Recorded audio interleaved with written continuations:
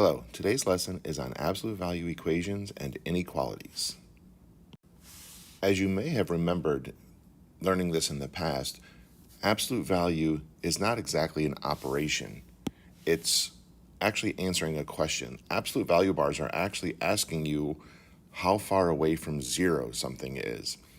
So as you see this one right here, this is saying, what is the absolute value of -3? It's really saying, hey, how far is -3 from 0? And it would be 3. Same with this one over here. How far is +4 from 0? And we would say 4. Distance is always positive. So that's why absolute value always comes out as positive, because we're talking about the distance from 0. Now here in Algebra 2, we start dealing with a lot of letters, and we're going to have letters inside, and that asks a little bit different question. When we have a letter inside the absolute value, they're giving us the distance. So now they're basically saying, hey, what number or numbers are 5 steps away from 0, or whatever this number is over here. And there are 2 numbers that are 5 steps away from 0. And by the way, when I say steps, I talk about these integer marks that we put on a number line. That's a step for me. All right. It doesn't have to be a whole number. It could be absolute value of x equals 3.7, and we'd say positive 3.7 and negative 3.7. Now we are going to put some more stuff in here inside the absolute value to make it a little bit tougher, of course, because, we are in Algebra 2, but we are still trying to find a distance from 0. If this number over here is positive, we're always going to come up with 2 answers. Most of the time, they're going to be actually different answers, even though the answers to this are 5 and -5. Normally, they'll be different. We could end up with 1 answer if this were a 0, or no answers if this were a negative. But it all depends on if we have our absolute value bars isolated, meaning by themselves first. All right, so here we have an absolute value equation. And what you might want to put in your notes is the steps that you have to take to solve an absolute value equation. And there's really only 2 before you get to the part where you can actually solve it. The first thing you have to do is to make sure the absolute value bars are isolated, meaning there is nothing on the outside of the absolute value bars. If you remember in the past, I've talked about hidden things in math, and there are hidden parentheses inside absolute value bars. Parentheses and absolute value bars are totally different. You cannot treat them the same. You cannot distribute into absolute value bars. So you'll never be putting something into an absolute value bar. You'll see that in a little bit. All right, so I'm looking at this and I see that my absolute value bars are isolated. They are by themselves. So now I have to move on to the second step to solve them. You actually have to answer the question that absolute value bars ask.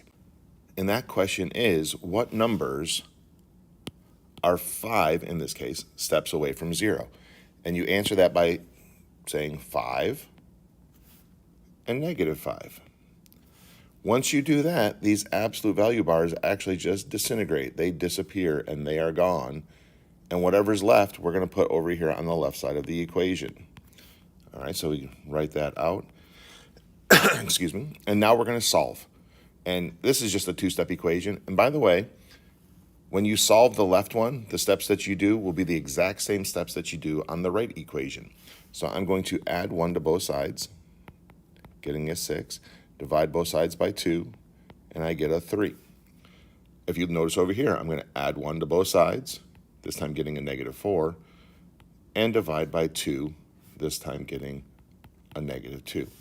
Now, you don't often have to graph equations because they're kind of boring, to be honest, but if we did have to graph them, they would just be closed circles at those 2 points. No shading, because shading means infinite number of answers, and we only have 2 in this case. So there's the first one.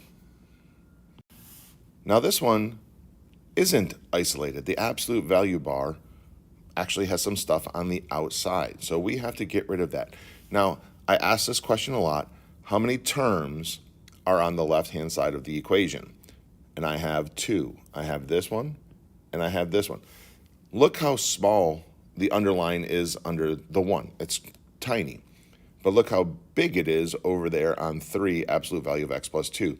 My question is, are those like terms? Not even close. So we cannot put those together in any way, shape, or form. So I need to get rid of the -1. I need to get rid of the 3, and we're just going to use SADMEP. Remember, that's the opposite of PEMDAS. So I'm going to add 1 to both sides, rewriting the left side, whatever's left. And there is a multiplication between the 3 and the absolute value. Remember, you cannot distribute, do not distribute into that. Those are not parentheses. And I get absolute value of x plus 2 equals 3. So we got it by itself. Now all we have to do is answer the question, what numbers are 3 steps away from 0? And that's 3 and -3. There we go. And we solve these. This is a nice one-step equation. Subtract 2, and I get x equals 1. Subtract 2, and I get x equals -5. And of course, if this were a test and we had time at the end, we should come back and check these answers. But as long as you're not breaking the rules of math, you're going to get the right answer.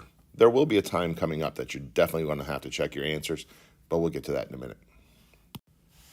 All right, so here we run into a little bit of an issue with absolute value equations because you cannot have the absolute value bars when it's isolated be equal to a negative. That is not an option. There's going to be some times that it's going to be equal to something that we're not sure if it's a positive or negative. Yeah, you heard me right. We're not sure if it's a positive or negative. So when that happens, we still have to do the math. And we're going to come up with 2 answers, solutions, and there might be a possibility that one of those solutions doesn't quite work back in the original absolute value equation. When that happens, it is called an extraneous solution. You're not going to have to write down that it's extraneous or anything. You're just going to cross that out if it doesn't work. But it's called an extraneous solution. You'll see here in a second. All right, so here we have an absolute value equation. And if you haven't noticed yet, take a look at the right-hand side. It has a variable. This is when we have a problem because on that right-hand side, I don't know if that is a positive value or a negative value. I won't know that until I know what the x's are. Because right now, x can be whatever it wants to be. It's a variable. So x could be -100, and if x is -100, the right-hand side of the equation becomes negative, and absolute values can't be equal to negative. But if it's a positive 100, it's a positive, and x could be positive. So we're going to have to figure this out. So we're going to do the same thing. We're going to isolate the absolute value, which is already done for us. And then we're going to answer the question, what numbers are 4x plus, I don't even know what that means. So here's the problem. We need that other side to be one term. We need the right-hand side to be one term. How do we make 2 or more terms into one term? Well, the easiest way is to just throw parentheses around it. And now you have one term. By putting parentheses around it, not being able to see what's inside there, because remember, we're going to treat parentheses as curtains. Now that's a positive number. I know it's a positive number because it's a term. There's not a negative in front of it. So now I can answer the question. The 2 numbers that are that term away are a positive of that term and a negative of that term. When I do that, these absolute value bars disappear, and I can put 3x plus 2 on both of these and then just solve. Remember, to solve these, we have to get rid of parentheses. So I have to distribute the 1 that's here, and that doesn't really do anything, so I'm just going to rewrite it. And then we're going to solve this one. We'll worry about that other one in a second. I personally would like to move the 3x. That keeps my x's positive. Always move the smaller value x. And I'm going to go ahead and move the 5 at the same time just to save a step here by changing its sign. And remember to think in the back of your head, same sign add, opposite sign subtract. Keep the sign of your bigger number. So there's my first answer. On this one over here, I got to distribute a -1, and that one definitely is going to make a difference. That's going to give me a -4x minus 5. On this one, I'm going to move the -4x because that's going to keep my x positive. And I'm going to go ahead and move the 2 at the same time by changing its sign. And I get 7x equals -7. divide by 7, x equals negative 1. Now, remember at the beginning, I told you we didn't know what x was, so we don't know if the right-hand side is positive or negative. Now we know what the x's are. You have to go back and put your x into the right hand. You're supposed to put it into both sides, but as long as you did the math right, you have the right numbers.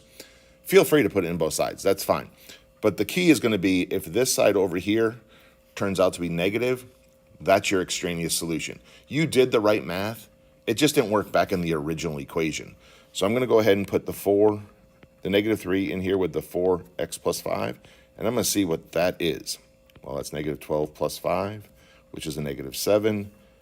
Can't have negative on that side, so I cross that out. There is my extraneous solution. Is negative 1 also an extraneous solution? Could this actually be a no solution problem? It might be. Let's check. So I'm going to put negative 1 in for x, work that out, and I get positive. So this one is good. This is my answer. If I put it on the other side, I'd actually would have got absolute value of negative 1 equals 1, which is a true statement. On the first one, I would have got absolute value of negative 7 equals negative 7, which is a false statement. That's why we had to cross it out. All right, now we're on to the inequalities. So I teach inequalities a little bit different than you probably learned it in the past. I don't like to deal with this throughout the whole problem. I actually graph a lot earlier in the problem than most teachers do. As soon as I get the absolute value by itself, I can make a graph, and that's what I usually do. As long as the right-hand side is a positive number, I'm going to come up with two answers. In this case, I'm going to come up with two open circles, which I'm going to put on my graph. And my options are to shade in between or to shade on the outside. It's the only two options I have. Okay, I lied. There's an option of no solution or all real numbers, but that's only if there's a negative on the right-hand side, and then you have to figure out if it's a true statement or a false statement. But if it's a positive number, these are your only two graph options. So how do I know which one it is? So my two options are a less than or equal to, or a greater than or equal to. Greater than makes me think really big. Well, really big means I'm going out to the arrows. So this guy right here would be a greater than, and if I filled in the circles, it'd be greater than or equal to. All right, so greater than goes out to the arrows. Less than then must not be out to the arrows. So I know that's a less than sign. So in reality, I'm going to cover up my number line here, and I'm going to show you how I actually do this problem. I get my absolute value bars by themselves, and then I look at the symbol in between there, and I say, oh, that's a less than. So I'm just making two open circles on my graph, and I'm graphing and I'm already done with the graph. I don't even have to worry about the symbol anymore. So in my mind, or actually when I work it out, I'm going to get rid of that and make it an equal sign because I've already graphed. The whole point of the symbol is so you know where to shade. So now I can answer the question, what numbers are 5 steps away from 0? And that's 5 and negative 5. By the way, those are not my numbers on the graph. I still have to solve for x. And if you remember, we did this a couple slides ago, and this became x equals 3, and this one became x equals negative 2. Now I just got to put those in the right spots, and there we go, and my graph is done. Let's try that again. This time, my absolute value bars are by themselves. It is a positive on the other side. So I'm going to go ahead and make my graph. I see that it's or equal to, so I'm going to have closed circles. So I'm just going to, I don't care how far apart they are, how close they are. I put some closed circles on a number line. And this one is greater than. Well, greater than has to go out. Those are big numbers. The big numbers are out here by the arrows. So now my graph is going to look like this. So now I don't care about the symbol. I'm just going to treat it as an equal sign. I'm going to answer the question, what two numbers are 6 steps away from 0? And that's 6 and negative 6. That means I can get rid of these absolute value bars. I have 2x plus 4 and 2x plus 4. And now I'm going to solve these two guys separately. And I get x equals 1 and x equals negative 5. Just got to put those in the right spots. Negative 5 is smaller, so it goes to the left. 1 is bigger, so it goes to the right. And you've graphed it. Let's try one more that is a little bit more like Algebra 2 Honors. So this time, they're not by themselves. The absolute value bars have a bunch of things going on. This right here is one term. This right here is another term. Notice I got a really big underline. I got a really small underline. They are not like terms at all. So I need to get rid of the negative 10 and the negative 3. The negative 10 is when you move the whole term. Remember, you're just changing its sign. So I'm going to cross that out. I got negative 3, absolute value, negative 5x plus 7, greater than or equal to negative 6. We'd never do two of the same type of thing at the same time, in a row. So if I just added 10 or just subtracted 10, I'm not going to add or subtract again. I'm going to move up to the next kind of operation. So it should be multiplication or division if there's something there. So this is negative 3 times the absolute value. To get rid of multiplication, we divide. So, and remember the rule, if you divide by a negative, you have to flip that symbol. So we did that. And here, I'm going to graph. So I'm going to put a closed circle here and a closed circle here. And this is less than, which means I don't want to go out to the arrows. There we go. And my graph is done. So now, again, I don't need that. I can pretend it's an equal sign. Answer the question. We've got it equals 2, equals negative 2. Throw some. There we go. And then I'm just going to solve. Subtract 7. I get negative 5x equals negative 5. So x equals 1. Subtract 7. So now I got negative 5x equals negative 9. Divide by negative 5. That's going to make positive 9 over 5. Don't turn that into a decimal. Don't turn that into a mixed number. Leave it alone. Which one is the smaller number? 1. So the 9/5 must be over here. And you have just solved a pretty decent Algebra 2 Honors question. Not so hard. I hope that helped.